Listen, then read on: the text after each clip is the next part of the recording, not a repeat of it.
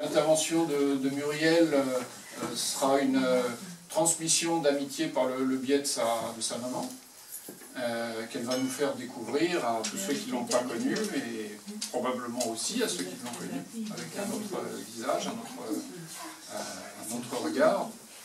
Et donc l'exposition de Essie qui nous accueille ce soir, qui présente les collages, est la première exposition de ces œuvres de Essie, à ma connaissance, qui sont donc parallèles au travail de broderie, qui se rejoignent en même temps par une forme de liberté, de plaisir d'expression, avec cette différence d'une grande spontanéité dans le collage et aussi d'intimité dans le choix du matériau, qui est complémentaire de la broderie. Et juste pour introduire donc l'exposition de Essie a été organisée avec cette ouverture à des amis, à une invitation. Donc également participé à l'exposition Teresa de Poster et Natacha de Bradke, par deux œuvres qui sont présentes chacune dans les vitrines, et qui ont choisi leurs œuvres en résonance à l'univers de Essie et à la relation qu'elles ont avec elle depuis longtemps. Et donc cette exposition de collage s'inscrit dans un cycle d'expositions consacré au travail de Essie, dont la suivante aura lieu à Lyon. Le vernissage c'est jeudi prochain, donc à l'espace de la BF15. Qui sera suivi aussi d'un solo show à Bruxelles qui va montrer la broderie de Essie en continuation de ce qui a été fait à la FIAC, accompagné et avec grand plaisir d'une exposition de groupe à la Verrière Hermès, qui est organisée par Guillaume Desanges, qui est présent ce soir. Voilà, donc un moment, on espère qu'il va permettre... Et un solo aussi à la Verrière. Et un solo qu'on annonce donc aussi. Un solo à la Verrière qui aura lieu en octobre, je crois. Et donc on espère par tout cet ensemble de manifestations donner un regard de reconnaissance à cette œuvre très importante qui n'a pas été vue à sa juste mesure jusqu'à présent. Voilà, donc merci Muriel. Non mais merci à vous. Parce qu'en plus, vous me brûlez un peu la parole. Oui, non, mais c'est parce que justement, je voulais commencer en disant mais pourquoi donc suis-je ici ce soir? Et si oui. Vous l'avez un petit peu dit, mais je rappellerai que ma mère s'appelait Dany et qu'elle écoutait souvent la musique de Debussy et qu'elle allait souvent faire ses courses rue Debussy pour pouvoir visiter les galeries. Et de Essie, elle était l'alliée, elle était l'amie. Et moi, en ce temps-là, j'étais en mon adolescence sage. Mais si Dany avait pu rester en vie, je suis sûre qu'elle serait venue ce soir à ce vernissage. En fait, c'est Essie qui a lancé les filets pour me repêcher, car Essie est une femme de gratitude. Et je suis ici, non pas à la place de Dany, mais grâce au filet de Essie.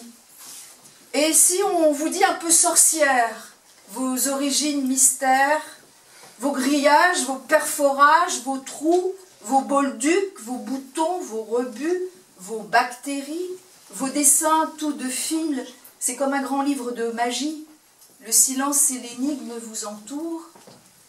Et Aimé Césaire disait « J'habite une blessure sacrée, j'habite des ancêtres imaginaires, j'habite un vouloir obscur. » Vous êtes femme survival, femme noire, femme forte, femme d'un grand courage, et vous tirez les fils comme on tire les cartes du ciel, et vers de nouvelles constellations d'écriture.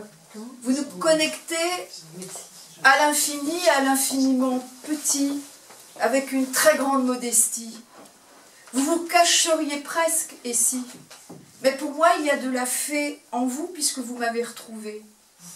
Et si, merci, et si je répète ce nom de Essie comme une litanie, c'est parce qu'il sonne doux à mes oreilles. Et les quelques mots que nous avons échangés avec Essie quand nous nous sommes rencontrés samedi, j'étais très intimidée et j'ai juste demandé d'où vous venez Essie. Et Essie m'a répondu, et je crois avoir compris ça, que Essie, ça veut dire en allemand Esther,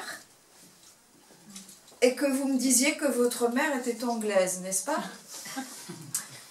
Moi, ma mère, Dany, c'était plus qu'une attachée de presse au musée d'art moderne de la ville de Paris. Elle aimait les chiens. Elle en avait même un qui s'appelait Grisou. C'était une femme entière, comme vous, une femme attachée comme vous à l'amitié, plus que tout. Curieuse de tout comme vous. Et tellement attachée aux femmes artistes comme vous. Alors à travers vous, je lui rends un premier hommage, puisque l'art qui était sa passion, en guise de filiation, moi qui suis à l'aube d'être une grand-mère, je sors mes flèches de conteuse pour vous ce soir, et pour elle aussi, puisque vous m'avez convié et que vous souhaitiez m'écouter l'évoquer. Je tiens à dire que c'est la première fois que je le fais en public, depuis sa disparition il y a 27 ans. Et je pense que parler un tout petit peu d'elle à travers votre œuvre, ça lui aurait fait grand plaisir. Mais saviez-vous que elle avait la couture en horreur, que je n'ai jamais vue avec du fil et une aiguille, et que moi, pour lui faire plaisir, je me suis même fait renvoyer au collège des cours de travaux manuels, pour qu'elle soit fière de moi. C'était une forme de rébellion féministe à sa façon. Comme elle n'aimait guère cuisiner, sauf ce qu'elle appelait ses frichtis, parce que c'était l'art d'accommoder les restes, et qu'elle n'aimait pas jeter. Heureusement, moi j'ai une fille qui sait coudre, qui sait broder, qui sait tricoter, qui sait cuisiner. Mais ça vient pas de moi. Dany, elle accumulait les boîtes de conserve, les pots de confiture, les expos, les sacs en plastique, une vraie passion et une collection que je poursuis. Je vous en ai apporté quelques-uns. Et puis moi, je poursuis aussi avec les papiers d'emballage, des papiers d'orange, comme vous les rebuts, les petites collections de rien que j'accumule seulement au cas où. Mais Dany, elle avait un cagibi entièrement consacré à des paquets cadeaux qu'elle entassait pour le jour où. Alors, comme souvent, elle oubliait le contenu de ces paquets cadeaux emballés, elle me demandait d'aller y regarder de près, de défaire les paquets pour que je vérifie pour qui ils étaient destinés. Et en fait, je refermais, je bolduquais, je ficelais de nouveau les paquets à offrir. Alors, j'ai perdu la page 3, puis après je ne dirai plus, mais de ça, je voulais dire aussi qu'elle ne voulait jamais manquer les rendez-vous de l'amitié. Et c'était ça aussi, les petits paquets du cagibi. L'expression fréquente dans la bouche de ma mère pour évoquer une difficulté, en général une difficulté à écrire, elle disait souvent « Oh là, c'est coton ». Et du coup, moi, j'ai décidé de m'éloigner de l'art vidéo, qui était technologie nouvelle, pour devenir conteuse. Et ça l'a beaucoup surpris. Pour elle, c'était de la vieillerie, c'était le cagibi. Ça sentait le renfermer. Pour elle, c'était que du décousu, que je perdais ma vie, et qu'il a fallu que je retrouve le fil. Et la première exposition à laquelle j'ai participé en tant qu'animatrice à l'atelier des enfants, ça s'appelait Du Point à la ligne. Alors, pour vous, Essie, et pour Dany aussi, la première histoire, qui est donc cet hommage à l'arc, c'est une histoire juive qui vient de Pologne, et qui raconte qu'il y avait un seigneur qui était un très très bon chasseur, vraiment très habile. Il ne ratait jamais sa proie. Et voilà qu'un jour, il arrive par erreur dans une petite ville de Pologne qui s'appelle Chelm, qui est aussi une petite ville dans la tradition juive, qui est la ville des fous sages. Et ce grand chasseur, ce seigneur important, La première chose qu'il voit, c'est un mur. Mais sur ce mur sont dessinées des centaines de cibles, avec le centre parfaitement visé. Et là, le chasseur est en admiration devant ce mur, il veut savoir qui a tiré. Il veut le rencontrer, il veut se mesurer à lui. Alors les gens passent, Rachel, mais les gens ne savent pas, les gens disent, on a toujours connu le mur.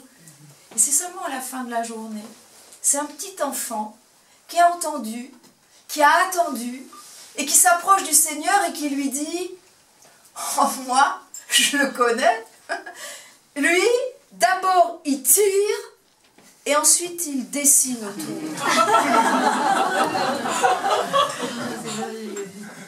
Et voilà ce que je cherche à faire avec vous ce soir, à travers mes histoires.